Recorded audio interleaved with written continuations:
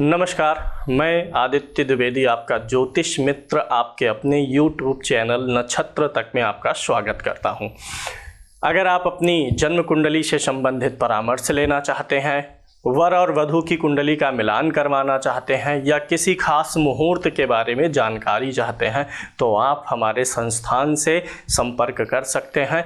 अगर आप रत्न चाहते हैं, रुद्राक्ष चाहते हैं या अपनी ग्रह शांति करवाना चाहते हैं तो सारी व्यवस्था आपको हमारे यहाँ से मिल जाएगी। इसके अलावा संस्थान में आपको एस्ट्रोलॉजी का कोर्स भी मिल जाएगा।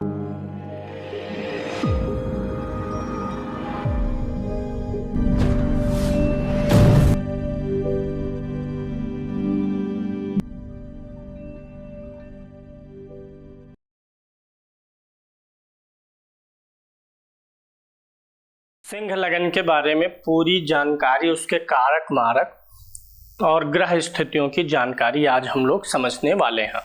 सिंह लगन उन लोगों का होता है जिनके प्रथम भाव में लग्न कुंडली के फर्स्ट हाउस में 5 नंबर की गिनती लिखी होती है, उनका सिंह लगन होता है। सिंह लगन का स्वामी सूर्य होता है, यानी इनका लग्ने सूर्य है, और लगन का स्वामी हमेशा सबसे पहला कारक ग्रह होता है, तो सूर्य सिंह लगन में पहला कारक ग्रह है। सिंह लगन में आप अगर पूरे कुंडली के एनालिसिस में देखना चाहें तो पहले भाव का स्वामी सूर्य होगा, दूसरे भाव का स्वामी बुध होगा, 6 नंबर की गिनती कन्या राशि बुध। तीसरे भाव का स्वामी शुक्र होता है सिंह लगन में, चतुर्थ भाव का स्वामी मंगल होता है, पंचम भाव का स्वामी गुरु, छठे भाव का स्वामी शनि, सातवें भाव का भी स्वामी शनि होता है, आठवें भाव का स्वामी गुरु, नवम भाव का स्वामी मंगल, दसम भाव का स्वामी शुक्र, एकादश भाव का स्वामी बुध और द्वादश भाव का 12वें भाव का स्वामी चंद्रमा होता है। कारक हम किसको बोलते हैं? लगन के स्वामी को, पंचम के स्वामी को और नवम के स्वामी को हम कारक बोलते हैं। तो यहाँ पे कारक ग्रह कौन सा हो जाएगा? पहला सूर्य हो जाएगा कारक ग्रह, दूसरा कारक ग्रह हमारा गुरु हो जाएगा। क्यों? क्योंकि पंचम भाव में गुरु की राशि है। तीसरा कारक ग्रह क्या हो जाएगा? मंगल। ये हमारे कारक ग्रह हुए। अब मारक भी हम डिसाइड कर लेते हैं। द्वितीय भाव के स्वामी को और सप्तम भाव के स्वामी को मारक कहा जाता है। द्वितीय भाव का स्वामी यहाँ पर कौन सा ग्रह है? बुध है।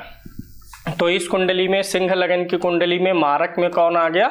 बुध आ गया।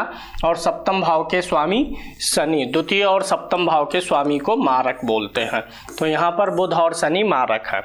लेकिन यही बुध जो है एकादश भाव का भी स्वामी है और यही शनि छठे भाव का भी स्वामी है। तो आपको एक सूत्र याद रखना है, एक तो होता है सामान्य मारक किसी भी कुंडली में, और एक होता है प्रबल मारक जिसकी दशा अंतर दशा में हमें तकलीफ हो सकती है।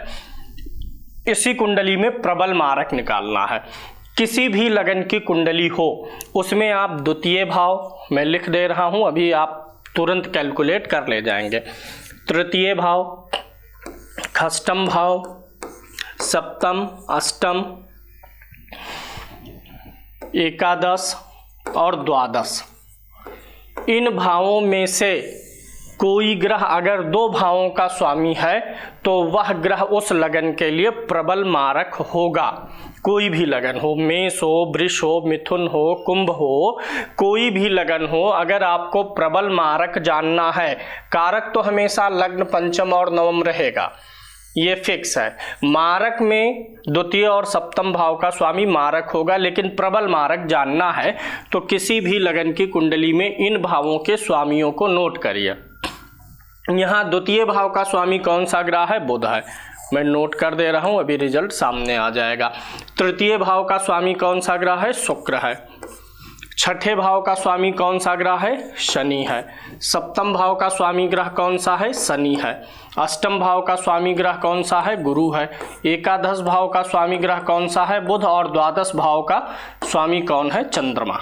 अब आपको इसमें यह देखना है कि क्या कोई ग्रह 2 बार रिपीट हुआ है, यानी कोई ग्रह इन भावों में से 2 भावों का स्वामी होगा तो वो प्रबल मारक है।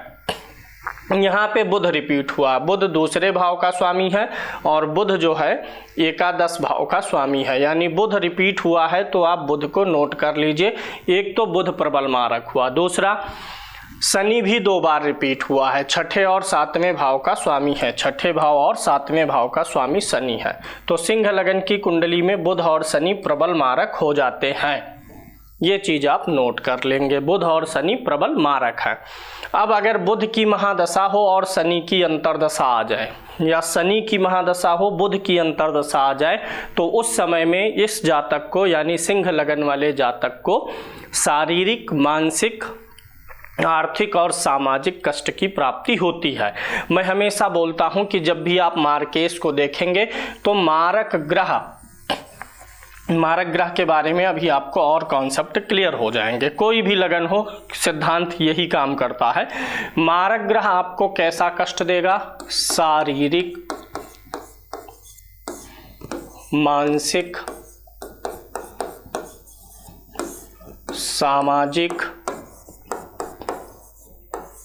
और आर्थिक, इतने भागों में मैंने डिसाइड इसको वर्गीकरण किया हुआ है, क्लासिफिकेशन। मारक ग्रह इतनी चीजों में आपको तकलीफ देगा। अब अगर आपकी कुंडली में आपने एक टर्म सुना है ज्योतिष में कि कोई ग्रह पीड़ित है, आपका बुध पीड़ित है, आपका सूर्य पीड़ित है, ऐसा बहुत बोला जाता है। अगर कोई ग्रह कुंडली में पीड़ित है, पीड़ित मतलब वह नीच राशि में हो, पूर्ण अस्त हो, 6, 8, 12 में हो और शत्रु राशि में हो, शुभ ग्रह की दृष्टि में ना हो, पाप कर्तरी में हो, क्रूर ग्रहों के साथ हो और क्रूर ग्रहों की दृष्टि हो, तो ये सारे कॉम्बिनेशन क्या करते हैं? पीड़ित करते हैं उस ग्रह को। जैसे इसी कुंडली में हम ले लेते हैं, मारक ग्रह कौन सा है? बुध है। प्रबल मारक हमें एक तो बुध मिला है और एक शनि मिला हुआ है, तो हम इसमें बुध को ले लेते हैं और बुध महाराज यहाँ पर बैठे हुए हैं। एक तो यहाँ पर बुध की स्थिति और दूसरी स्थिति हम बुध की ले लेते हैं, दसम भाव में ले लेते हैं। बुध मारक है, लेकिन जब बुध दसम भाव में बैठा हुआ है और जब अष्टम भाव में बैठा हुआ है तो दोनों स्थितियों में अंतर है। बुध यहाँ पर दसम में बैठा है, मारक तो है, लेकिन ये अभी पीड़ित नहीं है, क्योंकि ये अपने मित्र के घर में बैठा है, राशि अच्छी मिली है और भाव भी अच्छा मिला है, दसम भाव में बैठा हुआ है। लेकिन खराब भाव कौन से हैं? 6, 8 और 12। अब यहाँ पे बुध जो है ये आ गया है बुरे भाव में, अष्टम भाव में गया। एक तो भाव भी नहीं अच्छा है, दूसरा ऊपर से ये नीच का भी है। तो अब जो बुध यहाँ पर जितना पीड़ित है, यहाँ पर ये पीड़ित नहीं है।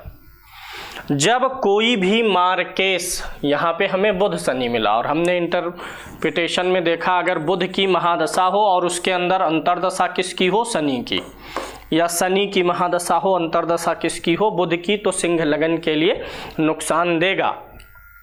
शारीरिक देगा, मानसिक देगा, सामाजिक देगा, आर्थिक देगा, क्या देगा यही हमें पता करना है।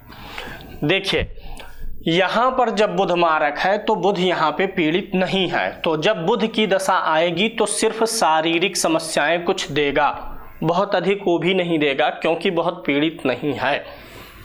बुध यहाँ पे शारीरिक समस्याएं देगा। अगर मार्केश कुंडली में पीड़ित है, यानी उसकी प्लेसमेंट बुरी है, राशि बुरी है, ग्रहों का साथ बुरा मिला है, दृष्टि बुरी है उसकी, तब ऐसा मार्केश आपको शारीरिक, मानसिक, सामाजिक और आर्थिक तीनों रूपों से परेशान करेगा। एक लोग, मान लीजिए कोई जातक है, कोई एक लोग हैं, वो आपसे संपर्क किया, आपने कुंडली देखी, उन्होंने आपको अपना विवरण दिया, बिजनेस अच्छा चल रहा था, बिजनेस को बढ़ाने के लिए पैसा लोन ले लिए, पार्टनरशिप में नया काम शुरू किया, बिजनेस बढ़ाने लगे, कुछ पार्टनर्स ने फ्रॉड किया, धन डूब गया और वह बिजनेस भी नहीं चला। अब यहाँ पे जब धन डूब गया, बैंक वाले अब परेशान करेंगे, अब मानसिक कष्ट शुरू होगा। अब मानसिक कष्ट, ज़्यादा तनाव, टेंशन लेने से फिर वो किसी न किसी रूप में रोग भी बनेगा। बैंक वालों ने जो है पैसा ना मिलने के कारण से इनका घर वगैरह गिरवी रखा था, घर की नीलामी शुरू कर दिए। अब घर किसी का नीलाम हो गया तो समाज में अप्रतिष्ठा हुई ना कि अरे इनका घर, और आर्थिक रूप से परेशानी पहले हुई। और अगर कोई केस वगैरह हो गया, कोई केस बन गया लीगल इलीगल, तो वहाँ पर क्या है कि वहाँ से भी शारीरिक कष्ट मिल गया कुछ ना कुछ, जो सुख भोग रहे थे अब जेल में बैठे हुए हैं, मानसिक प्रताड़ना तो हुई ही। तो जब भी कोई मार्केश कुंडली में पीड़ित होता है, यानी कोई भी ग्रह अगर पीड़ित है, वह स्वयं दुखी है, तो उसकी दशा अंतरदशा भी आपको दुखी ही करेगी। वहीं अगर वह ग्रह अच्छी स्थिति में है, पीड़ित नहीं है, तो उसकी दशा अंतरदशा में शारीरिक कष्ट तो आपको मिल सकता है, हो सकता है थोड़ा मानसिक सामाजिक आर्थिक परेशानी हो, लेकिन आपकी स्थिति बिगड़ेगी नहीं कि आप डूब जाएं, आपका सब कुछ बर्बाद हो जाए, ऐसा नहीं होगा। पीड़ित है अगर मार्केश, तो मार्क को एक्सप्लेन करने के लिए आप मेरे ये चारों सूत्र याद करिएगा। मारक का अर्थ व्यापक अर्थ में लीजिए। कोई ग्रह मार्केश है तो इसका मतलब यह नहीं है कि वह आपको ही मारेगा। शरीर को क्या क्या चाहिए, लग्न का क्या क्या है, लग्न मतलब लगन का ही मार्केश होता है। कोई भी ग्रह मार्केश होता है तो किसका, लगन का। लगन से शरीर हो गई तो शरीर को कष्ट देगा, और इसी हमारे शरीर का यानी हमारा लग्न से ही हम किस चीज़ का विचार करते हैं, आत्मा का। हमारी पूरी बॉडी, चाहे बाहरी भाग है चाहे भीतरी भाग है, visible part and invisible part, मन आत्मा, ये सब इनविजिबल पार्ट है, उन सब को कष्ट देता है। तो क्या होगा कि मारक हमेशा शरीर को ही नहीं मारेगा, आपके मन को मार सकता है, आपकी सामाजिक प्रतिष्ठा को मार सकता है, आपके अर्थ को, धन को मार सकता है। हो सकता है सभी पे प्रभाव डाले और किसी एक पे प्रभाव डाले। जब मारक पीड़ित नहीं होगा तो शारीरिक कष्ट देके छोड़ देगा आपका, और सब कुछ बना रहेगा, चलता रहेगा, या कभी सामाजिक कष्ट दे देगा, या कभी आर्थिक दे देगा, या इनमें से 2-3 का देगा, सबका देगा, थोड़ा थोड़ा कर देगा, बर्बाद नहीं करेगा। लेकिन अगर जिस ग्रह की दशा है जो मारक है, अगर वह पीड़ित है तो वह जीवन से सब कुछ छीन सकता है, वह सब कुछ बिगाड़ देने की क्षमता रखता है। तो सिंह लगन में शनि और बुध अगर कुंडली में बिगड़े हुए हैं तो जब जब उनकी दशा अंतरदशा आएगी तब तब आपके लिए समय बुरा हो जाएगा। अब इस कुंडली में जैसे मैंने प्रबल मारक तो बता दिया, अब एक होता है परम कारक। सिंह लगन के लिए परम कारक ग्रह कौन सा है, हमें ये डिसाइड करना है। कोई भी लगन हो, अगर कोई ग्रह एक केंद्र का स्वामी हो, किसी एक केंद्र का स्वामी हो और किसी एक त्रिकोण का स्वामी हो, तो वह परम कारक हो जाता है। यहाँ पे एक केंद्र का स्वामी और एक त्रिकोण का स्वामी, वृश्चिक राशि और मेष राशि का स्वामी कौन सा ग्रह होता है, मंगल। तो सिंह लगन में परम कारक ग्रह कौन सा होता है, मंगल।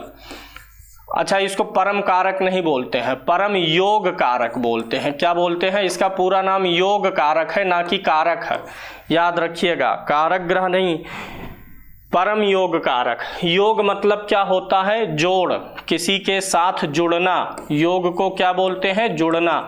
अब ये मंगल जो है, जो परम योग कारक है, जब राजयोग बनाएगा तो परम योग कारक हो जाएगा। यानी इस लगन में मंगल से के द्वारा प्रबल राजयोग बनता है। राजयोग कब बनेगा इसे जान लीजिए, हर लगन में यही सूत्र चलेगा, हमेशा मैं इसी चीज को रिपीट करता आ रहा हूं। जो आपका कारक ग्रह है, कारक में सिंह लगन में एक तो सूर्य आया, परम कारक में कौन सा आ गया, मंगल आ गया, और फिर एक ग्रह कौन सा मिला हमें, गुरु मिला। इसमें सबसे ज्यादा शुभ कौन सा है, मंगल है, लग्नेश तो शुभ है ही। राजयोग कब बनता है, किसी भी लगन में कोई भी जो कारक ग्रह आया है, 3 कारक ग्रह आपको जो मिले, लगन, पंचम और नवम का स्वामी जो भी ग्रह मिला हुआ है, अगर वह ग्रह युति करे, किसके साथ युति करे, युति को ही योग बोलते हैं। राजयोग किसी भी कुंडली का सूत्र मैं आपको समझा रहा हूं, जो योग कारक ग्रह मिले, अगर वे ग्रह किसी केंद्र के स्वामी के साथ या किसी त्रिकोण के स्वामी के साथ योग करें यानी युति करें तो राजयोग होता है। यहाँ पे हमें 3 ग्रह सूर्य मंगल गुरु मिले हैं। सूर्य किसका हो गया, त्रिकोण का हो गया। लगन को हम त्रिकोण मानते हैं, लगन को केंद्र भी मानते हैं, इसीलिए लगन केंद्र त्रिकोण हो करके परम कारक हो जाता है।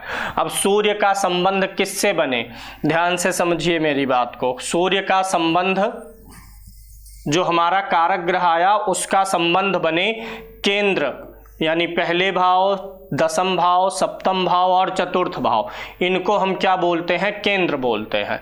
हमारे कारक ग्रह का संबंध केंद्र के स्वामी के साथ या त्रिकोण के स्वामी के साथ बने तो राजयोग होता है। इस राजयोग में भी कई चीजें हैं, अभी आगे आपको समझ में आएगा। पहले आप इसे समझिए। यहाँ पे हम पहले कारक सूर्य को लेते हैं। अब अगर इस सूर्य का संबंध मंगल से बन गया, क्योंकि ये कारक है और ये क्या है? केंद्र स्थान का और त्रिकोण स्थान का स्वामी मंगल है, तो सूर्य का संबंध इस कुंडली में, सिंह लगन की कुंडली में राजयोग कब बनेगा? जब सूर्य और मंगल का संबंध बने। सूर्य और मंगल का संबंध, ये पहला हुआ। दूसरा, इसी सूर्य का संबंध गुरु से बने, क्योंकि सूर्य लगन है, एक कारक ग्रह है और दूसरा कारक ग्रह क्या है? गुरु है, पंचम भाव का स्वामी, तो गुरु से संबंध बने। अगला, इसी सूर्य का संबंध दसम भाव और एकादश भाव के स्वामी से बने। सूर्य का संबंध बन गया किसके साथ? शुक्र के साथ। जितने कॉम्बिनेशन है मैं सब बता रहा हूं, अभी फिर बताऊंगा कि इसमें से कुछ राजयोग कट जाएंगे।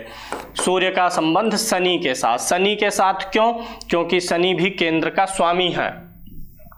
आगे, जिस प्रकार से हमने सूर्य का संबंध इन ग्रहों के साथ लिया, उसी प्रकार से मंगल का भी संबंध ले सकते हैं।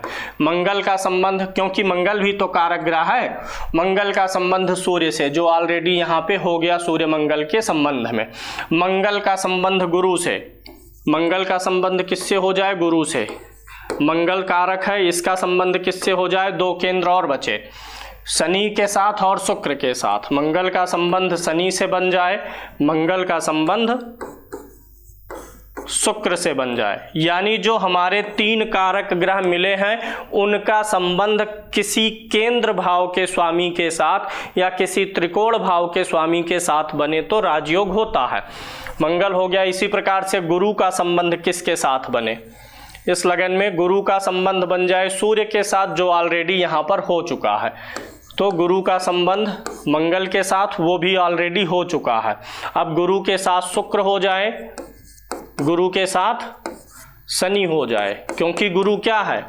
गुरु त्रिकोण का स्वामी हुआ। देखिए, गुरु त्रिकोण का स्वामी है, शनि केंद्र का है, शुक्र केंद्र का है। यानी जो हमारे तीन कारक ग्रह हैं, अगर वे किसी भी प्रकार से हमारी कुंडली के किसी केंद्र के स्वामी के साथ या किसी त्रिकोण के स्वामी के साथ युति में हो, दृष्टि संबंध में हो, राशि परिवर्तन में हो, तो राजयोग देते हैं। अब इतने एक लगन में इतने ग्रहों के संबंध से राजयोग निकला है, लेकिन अब यहाँ पे आपको एक चीज समझनी होगी। क्या सिंह लगन में सूर्य और मंगल से जो राजयोग बनेगा वही राजयोग सूर्य और शुक्र के भी संबंध से बन रहा है? ये हमें समझना पड़ेगा। तो इस लगन में जो प्रबल राजयोग बन रहा है, कैसे बन रहा है, इसके लिए एक सूत्र और समझिए। अभी मैंने आपको बताया कि दूसरा, तीसरा, छठा, सातवां, आठवां, 11वां और 12वां भाव का जो इनमें से दो भावों का स्वामी होगा वो क्या होगा? मारक होगा। इसी प्रकार से आप समझ लीजिए कि अगर कोई भी ग्रह योग कारक ग्रह, जो हमारे तीन कारक ग्रह आए हैं, उनसे संबंध करे, परंतु वह ग्रह कुंडली में तीसरे भाव, छठे भाव, आठवें भाव, एकादश भाव और द्वादश भाव का स्वामी नहीं होगा, तभी राजयोग बनेगा। सूत्र नोट कर लीजिए आप लोग। मारक में जैसे दो मैंने बताया, उसी प्रकार से अब आप नोट करिए। अगर कोई ग्रह कुंडली में तीसरे भाव, छठे भाव, आठवें भाव, एकादश भाव और द्वादश भाव का स्वामी है और वही ग्रह कहीं केंद्र का भी स्वामी है, तब वह जब योग कारक के साथ युति करेगा तो राजयोग नहीं देगा। अब इस नियम को यहाँ पे अप्लाई करिए। अब इस नियम में सूर्य और शुक्र की युति डैमेज होगी, क्योंकि शुक्र क्या है? तीसरे भाव का भी स्वामी है। यहीं पर आप सूर्य और शनि का राजयोग खंडित होगा, क्योंकि शनि जो है छठे भाव का स्वामी है। जो हमें केंद्र में 2 ग्रह मिले हुए हैं, यानी इस कुंडली में अब सूर्य और शुक्र की युति जो होगी यह राजयोग नहीं बनाएगी। सूर्य और शनि की युति जहां जहां हमें शुक्र और शनि मिला है वो राजयोग से बाहर हो जाएगा। ये यहाँ पे मिला हुआ ये बाहर हो जाएगा। यानी कि जब हम अपने कारक 3 कारक ग्रहों को योग में देखें तो सिर्फ उसी केंद्र के स्वामी को लें जो 6 जो तीसरे भाव, छठे भाव, 8वें भाव और एकादश द्वादश भाव का स्वामी ना हो, वही राजयोग बनाएगा। अब जैसे सूर्य के साथ मंगल आया तो मंगल जो है चतुर्थ का और नवम का स्वामी है। मंगल जो है केंद्र का स्वामी है। ये त्रिकोण है, त्रिकोण का संबंध हम केंद्र से जोड़ रहे हैं। तो जो मंगल इस केंद्र का स्वामी है वो तीसरे, छठे, 8वें, 11वें और 12वें भाव का स्वामी नहीं बन रहा है। तो इसलिए ये राजयोग इस कुंडली में बन गया। किस प्रकार से बना ये मैंने आपको एक्सप्लेन कर दिया, और कब राजयोग नहीं बनेगा ये भी मैंने एक्सप्लेन किया। इसी कुंडली में मंगल और शनि की युति राजयोग नहीं बनाएगी। क्यों नहीं बनाएगी? मंगल तो कारक ग्रह है और शनि, मंगल कारक ग्रह कैसे है? मान लिया मंगल का त्रिकोण का स्वामी है और शनि केंद्र का है। जब भी ये केंद्र और एक त्रिकोण के स्वामी का संबंध होता है तो राजयोग होता है। तो मंगल तो त्रिकोण हो गया, त्रिकोण के नाते ले रहे हैं, लेकिन शनि केंद्र का स्वामी होने के साथ साथ छठे भाव का भी स्वामी है, इसलिए मंगल और शनि की युति से यहाँ राजयोग नहीं बन रहा है। अब मान लीजिए राजयोग प्रबल कब होगा? अब इस कुंडली से एकदम स्पष्ट हो गया, सूर्य की युति यानी सूर्य, मंगल, गुरु, सूर्य, मंगल और गुरु का कहीं भी संबंध बनेगा तो राजयोग बनेगा। अगर ये संबंध कहीं केंद्र स्थान में बन रहा है, ये संबंध कहीं केंद्र में बना और त्रिकोण में बना है तो ये राजयोग है। अगर ये संबंध धन से संबंधित भावों में बन गया, द्वितीय भाव और एकादश भाव में, तो इसे राजयोग के बजाय आप उत्तम धन योग समझिए। अगर यही संबंध छठे, 8वें और 12वें भाव में बना है तो बहुत निम्न धन योग बनेगा। यानी अच्छा तो होगा लेकिन उसमें अच्छा फल देने की क्षमता बहुत कम रहेगी। तृतीय भाव में बनेगा तो हमारे परिश्रम पे निर्भर करेगा कि हम कितना धन उस योग से कमा सकते हैं। तो सिंह लगन में मारक भी मैंने बताया और आपको कारक भी बताया। अब इसी सिंह लगन में सिंह लगन स्थिर लगन होता है। सिंह लगन स्थिर लगन है। चर लगन में बाधक ग्रह कौन सा होता है? एकादश भाव का स्वामी। स्थिर में कौन सा होता है? नवम भाव का स्वामी। द्विस्व भाव में सप्तम भाव का स्वामी। तो सिंह लगन में नवम भाव का स्वामी मंगल बाधक भी होगा। अभी हमने इसको कारक में भी काउंट किया और अब ये बाधक में भी आ रहा है। तो कैसे ये संभव है? देखिए, कोई किसी भी लगन में बाधक कोई ग्रह तभी होगा, बाधक का फल वो तब देगा जब वह नीच राशि में हो। ऐसे में मंगल को बाधक कंसीडर करके उसका दान जब करेंगे, ना कि कारक मान के। नीच का हो, 6, 8 और 12 में बैठा हो, नीच ग्रह के साथ हो, बाधक ग्रह बाधक का प्रभाव किस कोई भी लगन हो, बाधक ग्रह बाधक का प्रभाव तभी देगा जब वह पूर्ण रूप से नीच हो, नीच भंग ना हुआ हो, 6, 8, 12 में पीड़ित हो, नीच ग्रह के साथ हो या फिर मांदी के साथ हो। ऐसा ग्रह किसके साथ हो? मांदी, जिसको गुलिक बोलते हैं, गुलिक के साथ हो तो बाधक का काम करेगा। अब यहाँ पर मंगल बैठा है, अब मंगल बिल्कुल भी बाधक नहीं है, मंगल यहाँ पे हो गया। अब मंगल इस लगन के लिए बाधक का रोल पूर्ण रूप से करेगा, क्योंकि नीच का भी हो गया, 12वें भाव का भी हो गया, तो पीड़ित होता चला गया है। इस लगन के लोग, सिंह लगन है तो इसलिए इस लगन के लोग जो होते हैं राजसी स्वभाव के होते हैं, यानी ये लोगों पे शासन करना ज़्यादा पसंद करते हैं। सिंह लगन के लोग आदेश देना पसंद करते हैं, आदेश लेना कम पसंद करते हैं। सिंह लगन के लोग निर्भीक होते हैं, स्ट्रगल करने वाले होते हैं, परिश्रम से घबराते नहीं हैं और इनके अंदर नेतृत्व करने की क्षमता भी होती है। सिंह लगन में सूर्य अगर कमजोर होगा तो कितने भी अच्छे राजयोग बनेंगे उनका फल नहीं मिलेगा, क्योंकि लग्नेश बलवान होना चाहिए, लग्न बलवान होना चाहिए। इस लगन में हम स्टोन मंगल का पहन सकते हैं, सूर्य का पहन सकते हैं और गुरु का स्टोन पहन सकते हैं। सिंह लगन के लिए बुध और शनि का स्टोन नहीं पहना जा सकता। बुध और शनि का स्टोन नुकसान करता है, ज़्यादा नुकसान करता है। अब समय और परिस्थिति और उस जातक की समस्या देख करके पन्ना तो कभी पहनने की सलाह दे सकते हैं उसके त्वरित लाभ के लिए परिस्थितियों को देख के, लेकिन सिंह लगन के लिए शनि का स्टोन नीलम कभी नहीं पहना सकते। और जहाँ तक शुक्र के स्टोन का सवाल है तो ये भी उसकी समस्या और परिस्थिति पर निर्भर करता है कि क्या कुछ समय तक ओपल या डायमंड दे सकते हैं, पन्ना भी कुछ समय तक दे सकते हैं, लेकिन शनि का स्टोन नहीं दिया जाएगा।